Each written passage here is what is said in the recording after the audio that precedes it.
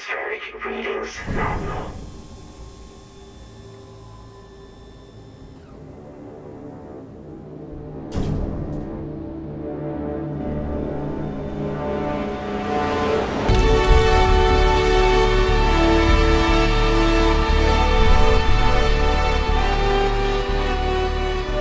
Survival games are a dime a dozen these days, and it's tough to find one that does something, anything, to set itself apart from a sea of similar games.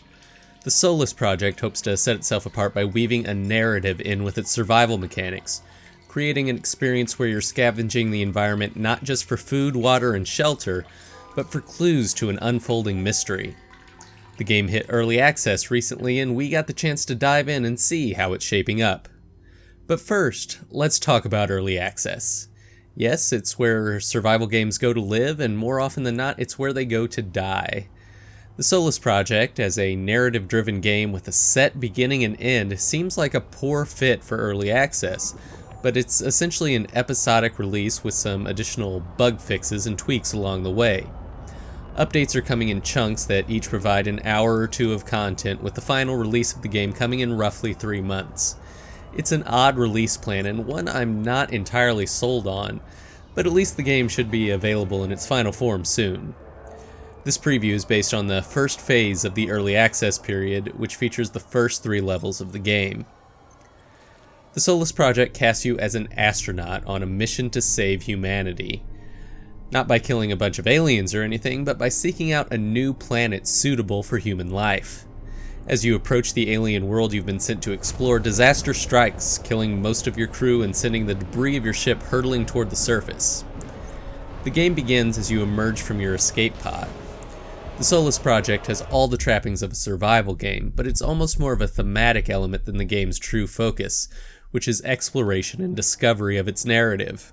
You'll gather food and water and need to keep a torch lit for warmth, but supplies are abundant, and you'll have moved on to the next area before you're in any danger of running out. In a further act to distinguish itself from other games built around survival in a hostile environment, the game is built as a series of discrete levels. The lead designer, Shor de Jong, says that this was a very deliberate choice. He wanted to create a game with survival elements, but without the directionlessness that defines the survival genre. In the Solus Project, there's always a clear objective, often indicated by a waypoint, which isn't to say that the game's a linear run from objective to objective. While the large goals that determine your progress through the game are arrayed in a very set order, exploration is well rewarded, and goals are often hidden behind obstacles that you need to search out the answers to. Sometimes by exploring, you'll find resources to help you survive or artifacts that increase your resistance to hunger or the elements. Other times you'll find a tool that you need to make progress.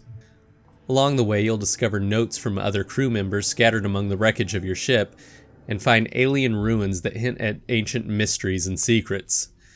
The piece of the game currently available doesn't even cover a quarter of the total length, and the direction of the story has barely even begun to take shape. Nonetheless, there are enough interesting hints to make me want to see where it goes. The game's divided about evenly between open outdoor areas and more constrained indoor tunnels and ruins. In the early parts of the game, the former will challenge you more with exploration, while the latter is built around puzzle solving. In both cases, the alien world is mesmerizing. The weird landscapes and strange colors of the sky are as beautiful as they are weird and frightening, and the aesthetic reminded me greatly of the classic sci-fi film Forbidden Planet. In both cases, the look of the world and the color of the light strike an incredible balance to make the environment both inviting and threatening. I can level similar praise to the sound design. It's weird and synth-heavy, making it hard to tell what's coming from the ambient soundtrack and what's coming from the environment itself, which is, again, similar to classic sci-fi films.